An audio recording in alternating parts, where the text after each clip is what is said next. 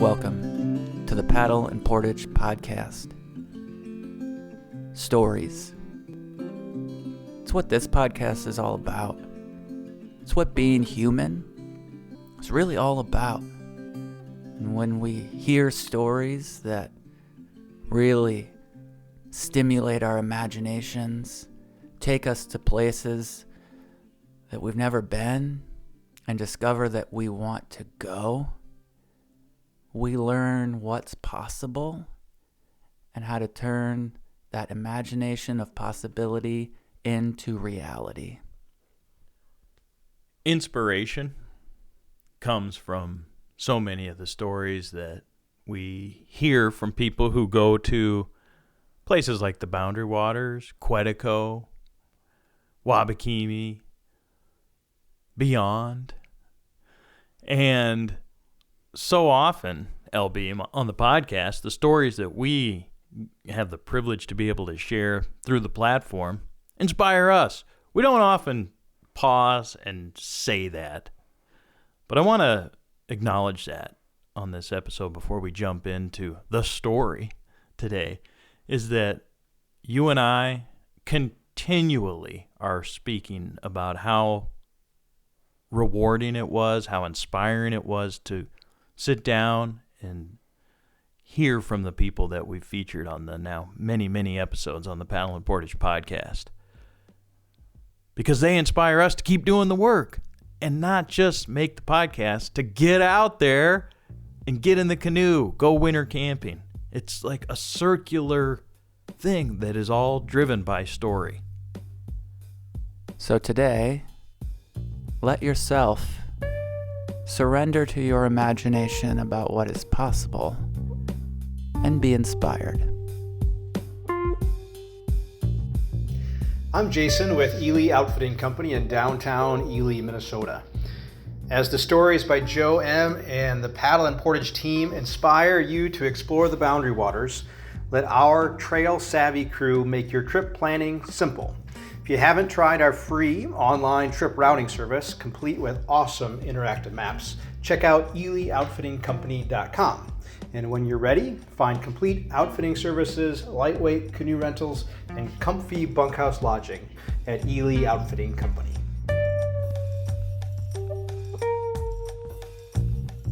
Sometimes the hardest part of wilderness travel, be it a winter trip to the Boundary Waters or a canoe adventure down the Mississippi, isn't the actual trip itself that is the most taxing.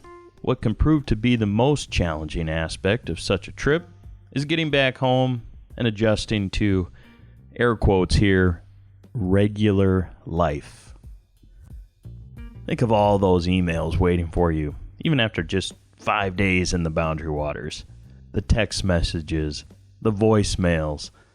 Then there's all that gear to unpack, and your friends and family, they want to hear about the trip. So sometimes you have to tell the same story over and over and over again. It's exhausting. Now take that and tack on 65 more days, or 70. 4 Minnesotans spent most of last summer paddling from the end of the Gunflint Trail to Hudson Bay, going north across a large section of Canada along the way. Leaving Seagull Lake May 31st, the group, paddling under the name Solitude of Four, traveled more than 1,250 miles over the course of 2.5 months. We followed their journey last summer on the podcast and featured their story before, during, and after their trip. Now some more months have passed, and we've been in contact with the group since they completed their journey in mid-August. The names of the 4 paddlers who were on the Solitude of Four trip are Ryan, Kathleen, Maren, and Timea. They've all settled back into the post-Hudson Bay trip differently.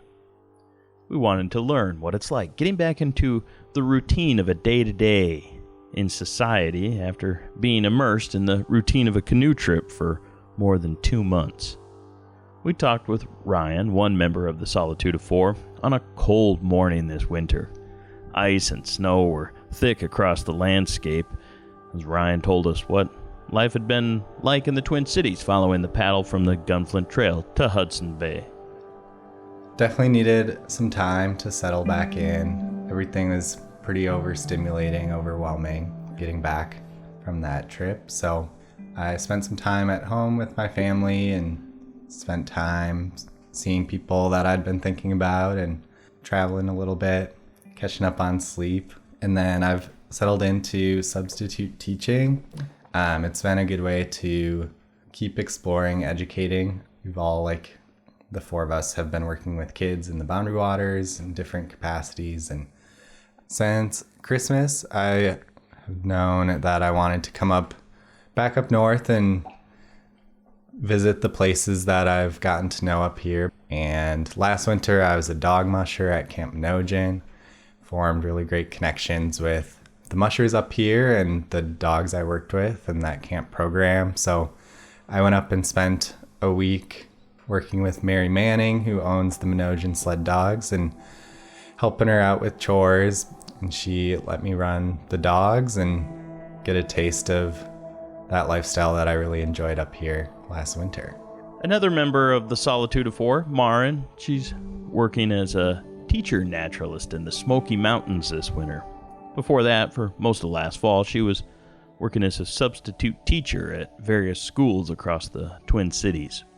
We talked with Maren after one such day when she'd been subbing for an English class. I think I definitely had a roller coaster moment after the trip of especially right before the trip I graduated from college, and then I had a week and then I was on that trip, and so it was just a lot of energy focused on getting through the next thing. And then once I got home, I was finally still, which is it's such a strange feeling after all that movement. And yeah, it was nice. I had a month. I told myself on the trip, I kind of realized that I needed to chill out. I need a break, because I think it's so easy to have the urge to just jump into the next thing and keep going. But I realized I needed a break. So I was for 4 weeks, I'm not going to do anything, not going to think about jobs. And that's what I did. Maybe middle of November, I finally found my rhythm, I guess, had a set routine. And now I'm back to normal life, I guess. That's how it feels. But it's really strange how the trip comes up in my mind. I think it's definitely something I think about every day. I think sometimes I have the tendency to just focus on the end of where we need to get in the moment. And especially on this trip where we had such a hard deadline of when we need to get to York Factory by to catch the boat that would take us to the train. We had to get there by this day. And especially there were moments where the water was super low, and so it was taking us a lot longer to get somewhere, or portages were we would have to bushwhack basically to get somewhere. That was just things were taking a lot longer than we expected. And I had this just urge, okay, we just have to push to the end. And I was so focused on the ending. And that's something I think I definitely found myself wanting to work on, especially since the 3 people I was with on that trip are, I think, so much more focused in the moment, which I really appreciate. It definitely brought up some conflict, but that's all I think super helpful for me to understand of okay, how can I improve in this area?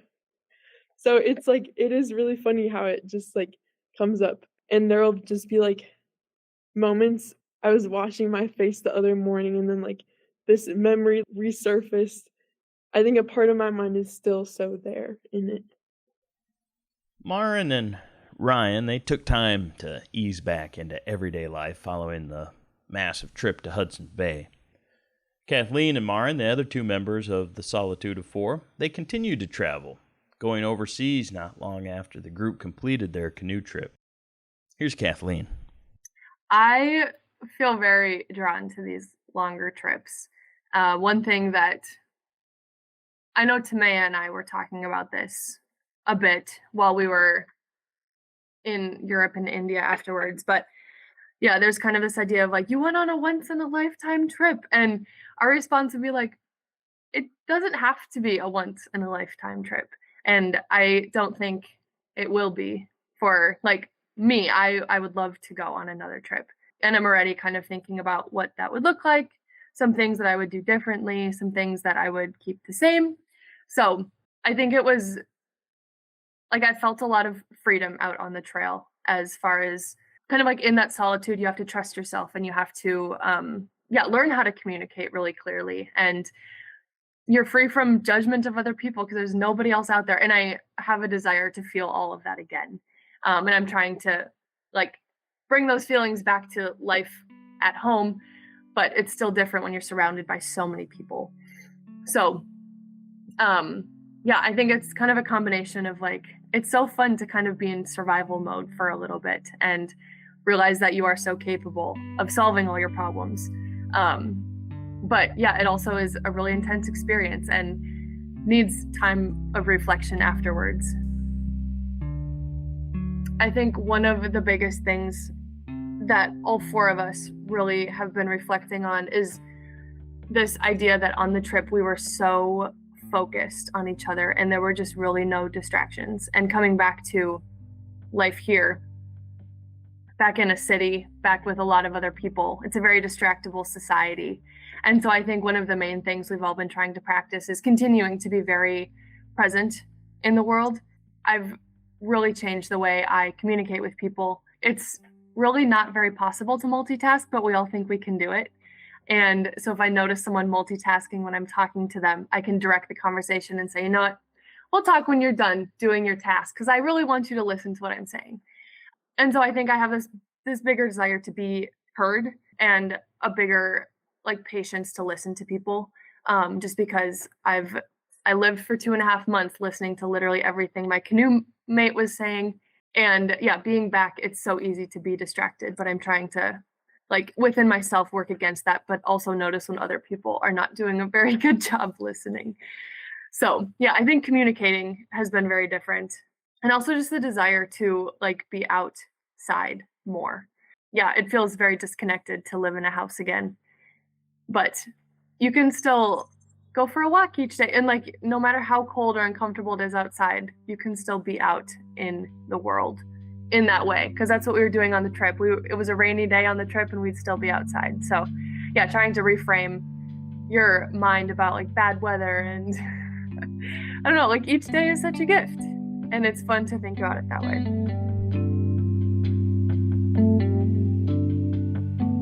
Zach Fritz is well known in many paddling circles across the upper Midwest. In 2024, Zach and his buddy Taylor paddled from Zach's family cabin in Big Falls, Minnesota, all the way to the Arctic Ocean. They followed historic rivers and canoe routes over 105 days that summer. Zach was in communication with the Solitude of Four before their trip last year, offering suggestions for the paddle north.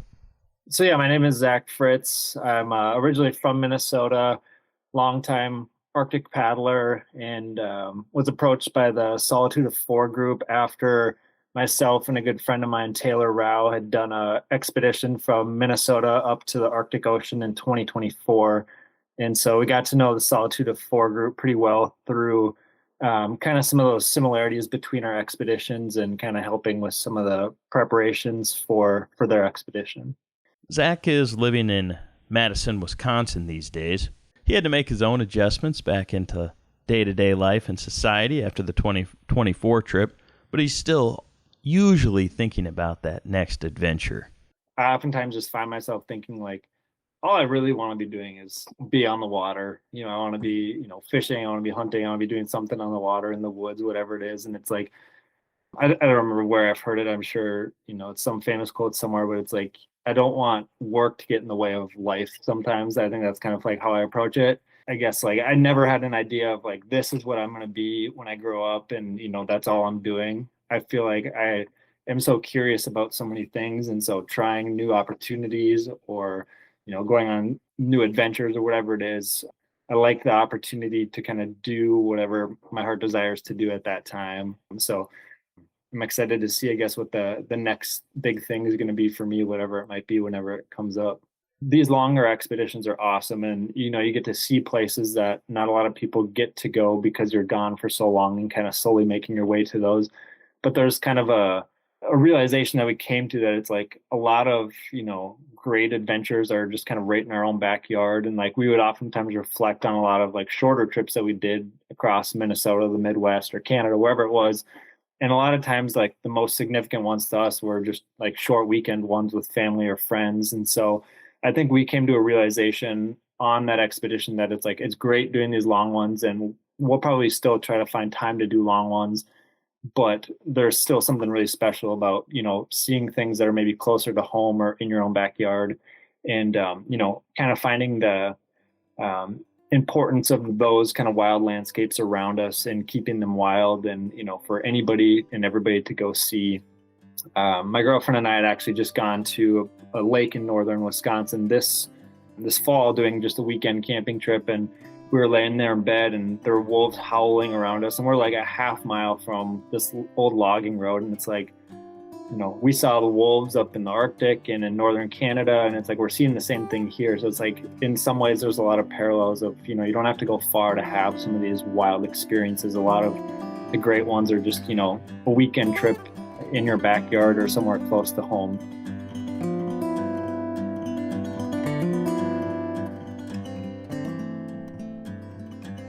When you're on a 5-day canoe trip or a winter camping adventure in the Boundary Waters, it's pretty much the focus of your energy. There's not a lot of room for outside distractions. The Super Bowl, the Olympics, how the Toronto Blue Jays are doing as the All-Star game approaches in midsummer, what the city council's voting on, what's on TV tonight, all these things tend to go by the wayside.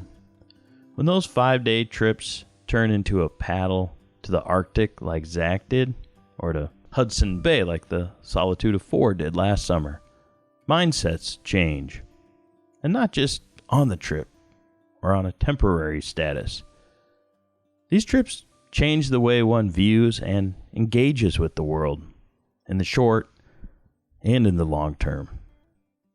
Kathleen says ultimately what inspired her to paddle to Hudson Bay were stories of other people. There was a group of 4 women who also worked at Wilderness Canoe Base on Seagull Lake at the end of the Gunflint Trail who'd followed the same route just a few years before. Then there's people like the legendary Minnesota paddler Bob O'Hara, someone who mentored both Zach and Taylor, as well as the Solitude of Four before they set out on their respective adventures. In fact, Bob gave each of the groups not just advice, but gear as well. And now that they've completed their paddle to the north, and everyone is settling into the next chapter of their lives, Kathleen says she finds inspiration that her story is now part of the lore. She proved not just to herself that she can do this, but hopefully to others as well. Kind of the last thing that I've been thinking about as I figure out what is next for me is kind of thinking about how this whole idea for this trip came to be. And that was because of a story that I got to receive when I was 15 years old of a group that did something similar to this. And kind of throughout the years was inspired by more people's stories who, had really incredible adventures in the outdoors.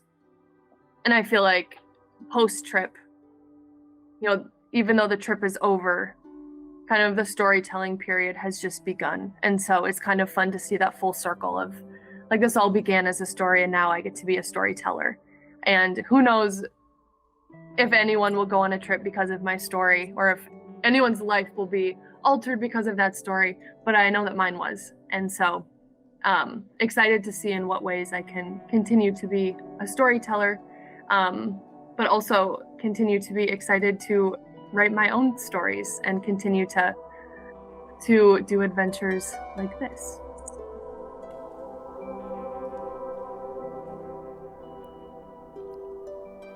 The truth is, we are all Kathleen, and Kathleen is us. Stories tell us what could be possible, if we choose it. And we followed this crew since before their trip, feeling inspired along the way. And I think really we both have commented to each other along the way, like, wow, gosh, that's just such a big thing, a big undertaking, and I just don't know if I'll ever do something that big. But you, Freddie, had some insight via this group on that. Well, certainly through the group and their story of getting up to Hudson Bay and paddling. And interesting to look back on the episodes that we did with them, plural, on their journey and before their journey, as you're saying, is if you recall, we met the Hudson Bay girls on Lake Superior when they started their trip last May. And it wasn't long after then that I went and met the Solitude of Four, and then those two groups ended up meeting near York Factory at the end of their respective trips. We followed those journeys, and they were inspiring, but never in a way that necessarily made me feel like, I'm going to go paddle to Hudson Bay now. I was just inspired that somebody's doing such a cool thing. And the limitations of, well, maybe we don't either have the time or the gear to do something like that. So that's cool, they did.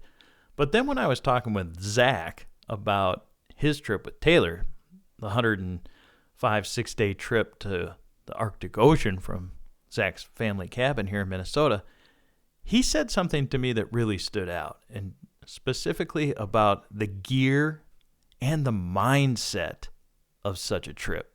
You know, ours was 106 days. I'm not sure exactly where it landed with the Solitude of Four for days on their trip, but, you know, several months. And, you know, I think from the outside, and at least this was the perspective I had, like going into planning our trip was, you know, that seems like a very long time. We had actually planned for 130 days, so even longer. And it's like, it seems like this big thing that's kind of out of reach. And it's like every day there's more and more things getting added to the list. And it felt like we weren't checking things off as fast as we should have been. And so it seemed daunting at first, but I think by the end of it, I realized that, you know, it's really not different from planning just like a weekend canoe trip. I mean, we pretty much had the same amount of gear that somebody who's going on a 4-day trip to the Boundary Waters would have. The only thing that would change was the amount of food we had. But like all in terms of like the base set of gear, a lot of that is the same. So when I do weekend canoe trips, I'm pretty much bringing the same amount of gear. You know, you have your canoe, you have your packs, you have all your cooking stuff, you have your clothes. So it's like a lot of that stuff, I feel like people don't realize like that base weight of stuff doesn't really change that much. I mean, give or take a few things, but it's really the food is the big thing that changes. So you're just planning a few more days of food than you would be for a shorter trip. And then just figuring out the logistics that would go into, you know, where that food has to go if you're doing a long trip. But I mean, it's like if you can survive one day of paddling, you just have to keep doing it day after day. And so it's like, we would do one day and it's like, you know, a mix of paddling, portaging, going upstream, and then you just wake up and you do the same thing again. I think it's just something that we get in our head that it needs to be more complex than it really is. And I think we realize that too. It's like you get on that first day of our big expedition and it's like, oh, we've done this, you know, however many times before. It's nothing different. You just have to get to your campsite in the evening and you don't really worry about what's next. You just take it a day at a time. And so I think if people approach it in that sense of, you know, just take things a day at a time, you're not focused on what's going to happen on day 80, 70, whatever it is. You have to just think about, you know, where you're going to get to tomorrow and then focus on that. And then, you know, it just comes day after day. And eventually, you know, you're 70, 80, 90, whatever home days into the trip. And then you find yourself at your destination. So I think you just have to really break it down into bite-sized pieces. I talk a lot about how it's kind of like a puzzle. You know, you have this big 1,000-piece puzzle. You don't really think about what you're going to do. You just kind of start. I think that's a great way to approach something like a big trip is don't think about it too much. Just start with one thing and then do the next. And it just kind of continues to snowball from there. And eventually, you know, it's planned and you're going on it. And it's like, you know, you just start with one thing, like flipping over the pieces, then you find the corners or you find the edges, whatever it is. And it's like things just start to fall in place. You just have to kind of start with something and just do it a piece at a time. And then eventually it's kind of all put together. So I think that's kind of the best parallel that I've found in terms of planning for something big or just embarking on some big adventure or maybe goal that you might have in life. There you have it. If you can do a 5-day trip in the Boundary Waters, you can do anything. It's the puzzle, like Zach says. You just gotta start with it, and then you can build into it. Don't think about day 80 of a trip like that. What are we doing today? It's a great reminder for trips and for all of life. The only real thing is right here, right now.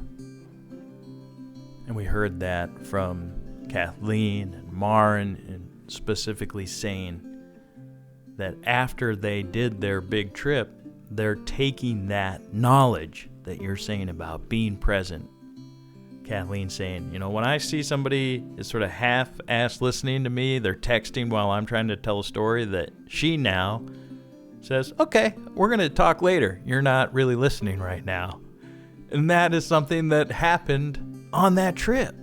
Like, it's not just the journey, but what do you gain, learn from the experience, and how that ties back into the story. It's just incredible, LB. It's incredible.